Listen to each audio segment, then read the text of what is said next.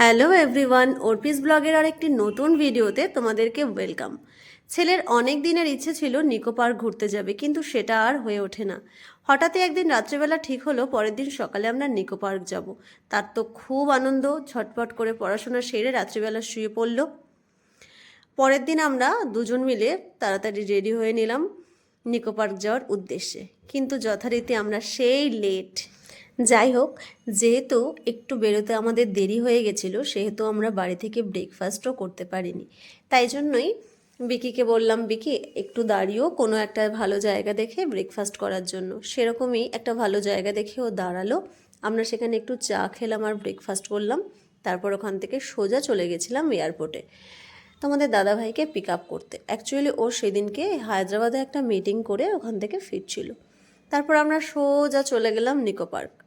নিকো পার্কে গিয়ে একটু লাঞ্চ সেরে তারপর পুরো জায়গাটা আমরা ঘুরে বেড়ালাম আর রাইডসগুলোতে চললাম। কিন্তু মজার ব্যাপার হলো এই যে যার উদ্দেশ্যে এই নিকো পার্ক যাওয়া, সে মাত্র দুটো রাইডস ছাড়া আর একটা রাইডসেও চড়েনি।